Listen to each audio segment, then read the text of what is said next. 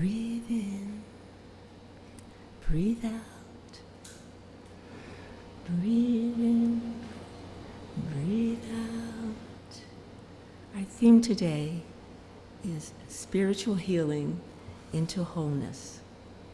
Sometimes healing begins gently, purposely, with stages of managed growth. But then, the unexpected, a shock, and we are shaken. Yet we have to have faith in ourselves and consider that the energy generating the shock may be carrying us toward our desired wholeness. Today, I am sharing a personal journey to wholeness and healing that followed just this trajectory. It's a journey toward wholeness that would not have happened without my first joining First Unitarian Church.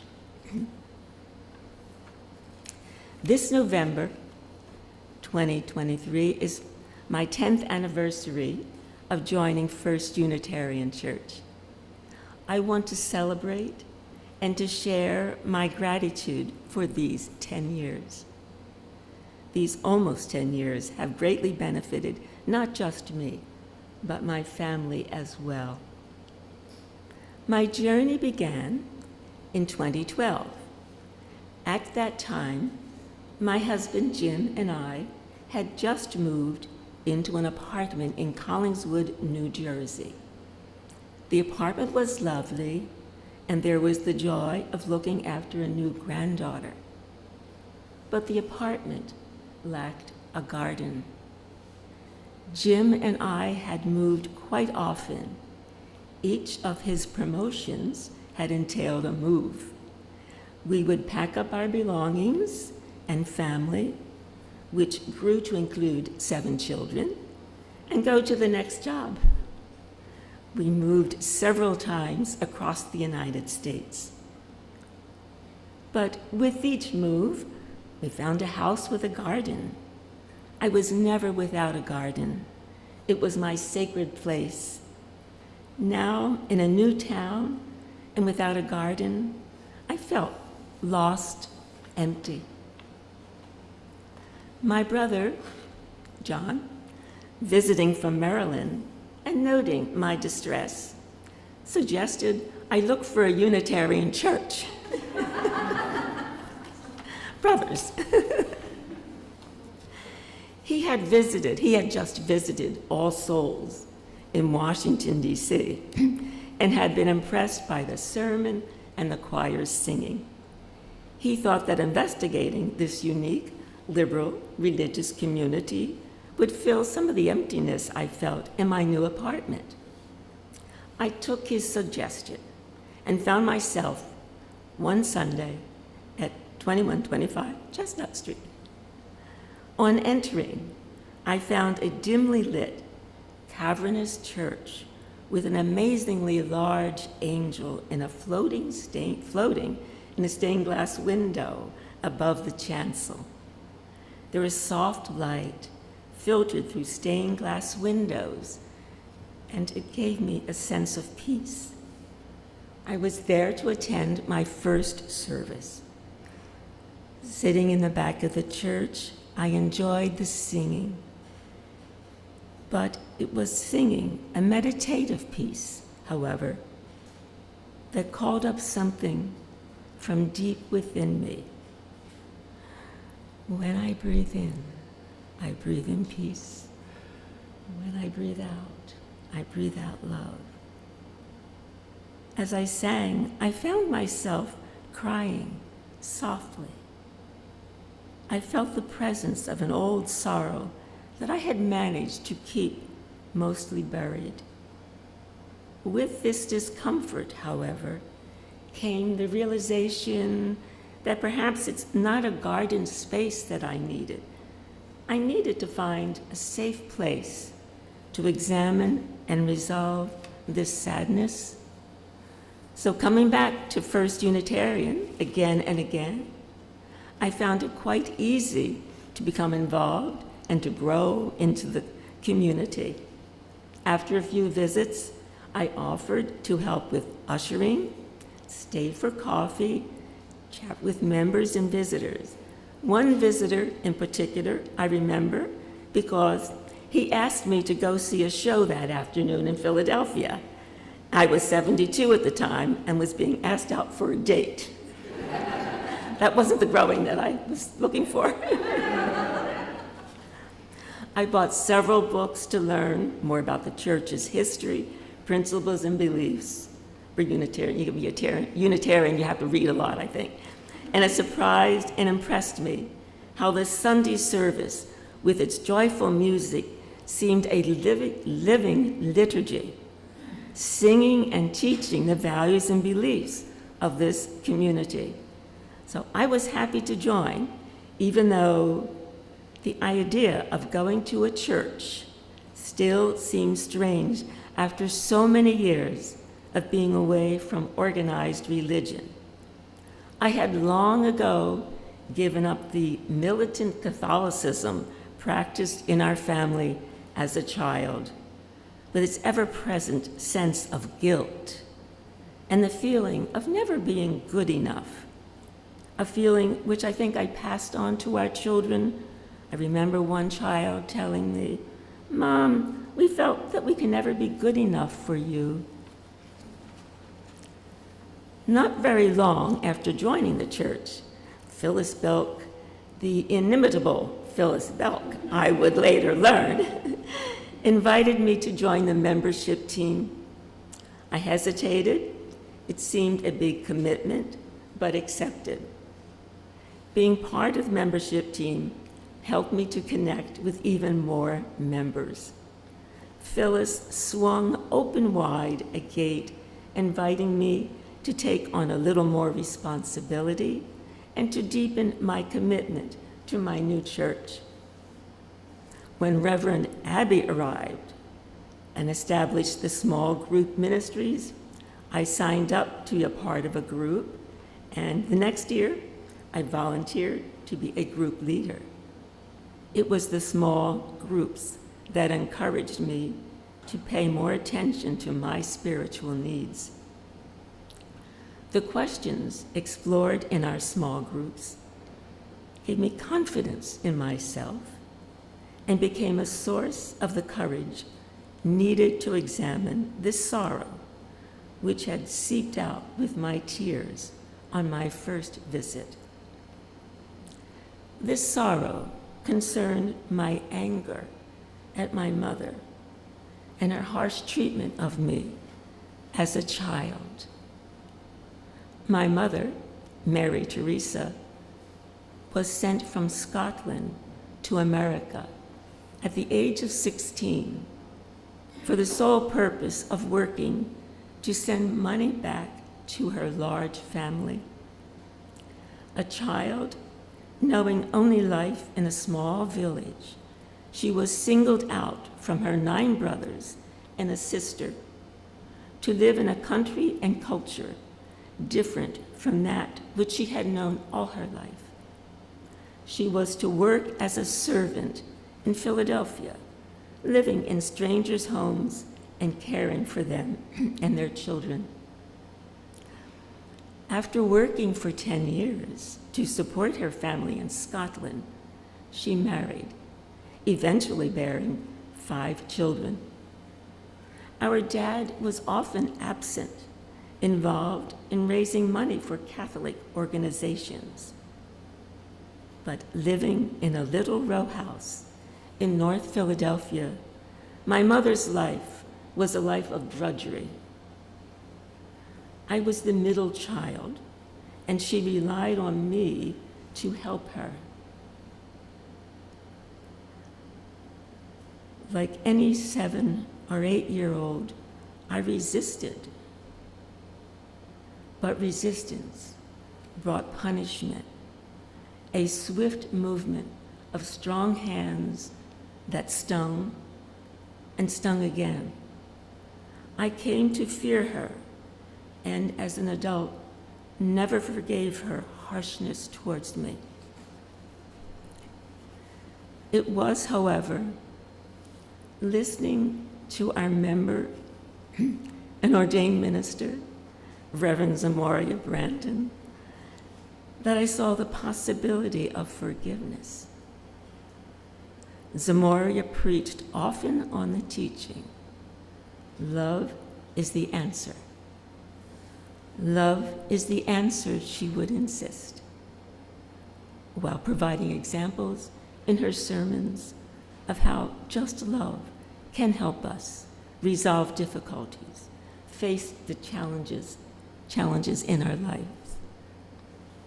But how, I asked myself, was I to love and forgive someone whose memory I also feared and who was long gone from my life? Questions which I had avoided even as they haunted me. First, Unitarian seemed a safe place to work on these questions of love, anger, and forgiveness. But as happens in life, the universe was on its way with a little push in the direction of an answer. Help was on the way via a careless driver. On an early Sunday morning in November 2017, I made my way from the PACCO train to attend a meditation session in our chapel. Crossing Locust at 15th Street, I was hit by a car. The accident required setting a broken arm and surgery to repair a shattered kneecap with a steel pin. Sent home from the hospital in a wheelchair, I spent about 3 months in a boot with a locked brace. But shortly before my accident, I had purchased a copy of The Essentials of Zen Buddhism. 500 pages. As a small group leader, I had been looking for ways to deepen my understanding of meditation. So this 500-page history of Zen and Japanese culture offered a worldview of wholeness and healing that captivated my imagination and drew me into the beauty of Japanese Zen practices and beliefs, which I will not now relate all of them, but there was, it did surprise me to learn that Zen Buddhists do not use sutras for their meditation. According to their traditions, the wisdom leading to wholeness comes only through understanding and accepting the truth of one's own lived experience. And for that reason, suffering is considered a necessary part of learning one's own truth, leading to one's own wisdom. Pondering these words and thinking of my mother, I realized that her harshness and anger had been an outlet for her suffering. Mother had remained faithful to her lived experience, caring for 5 children according to the wisdom available to her. If I wanted wholeness of love and forgiveness, I had to accept my lived experience without fear and anger towards my mother. And thinking further, I realized our Unitarian first principle, the inherent worth and dignity of every person. My mother's youth had been taken from her. This beautiful woman had been left with a life of duty. Her hard life, her loneliness, her losses deserved my love and respect. My anger and fear had blinded me from seeing her beautiful gift. The accident had led me to a place of spiritual wholeness, and I considered how I might continue that growth. Fortunately, that summer, Eliza Hammer Gage preached a sermon on Zen Mind, Beginner's Mind by Shunari Suzuki, written in a style more modern than my Zen Essentials. Suzuki's book affirmed the importance of accepting one's own lived experience as a path to wisdom. This path is open to all with a beginner's mind, no advanced degrees required, only our accepting that, as the author states, there is no way set up for us. Each of us must make our own true way. My mother's suffering was her own true way. There was no ego involved. She worked not for credit or praise, her only motive being the care of her children.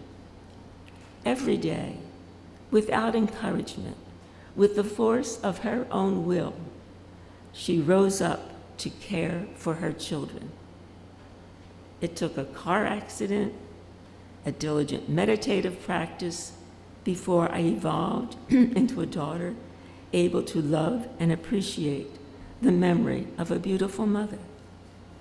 And I found a path to my own true way and can remain faithful to it as long as I travel, remembering Suzuki's advice, with my beginner's mind.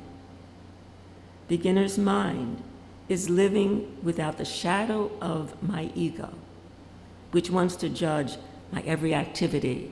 Does it please everyone? Is it okay? And it keeps me from valuing what I do.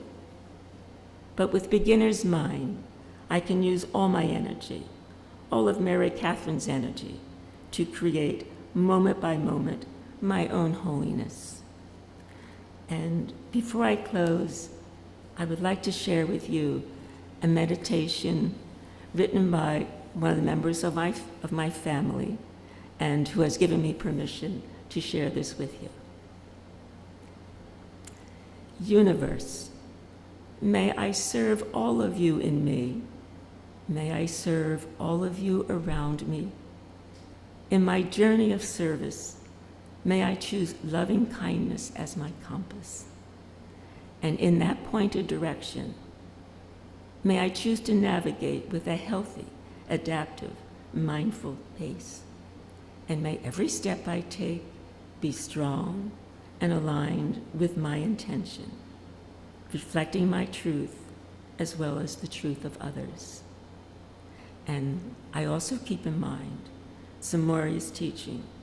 She was right. Love is the answer. Love is the only answer. Thank you.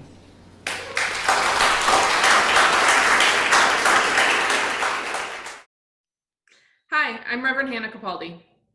And I'm Reverend Abby Tennis. We are the ministers at the First Unitarian Church of Philadelphia, where our mission is to awaken love and justice in our lives and in the world.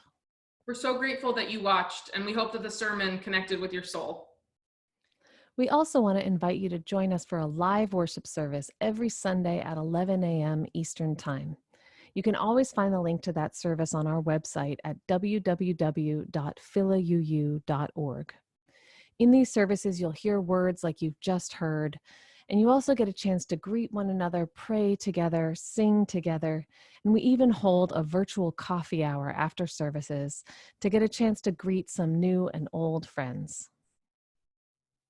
If you want to support the mission of this community and you feel moved to give, you can do so by going to the website that Reverend Abby just mentioned. You can find that link below, or you can text 215-709-5095 and follow the prompts to give. If someone in your life needs to hear these words today, we encourage you to share this video. And again, thank you so much for watching.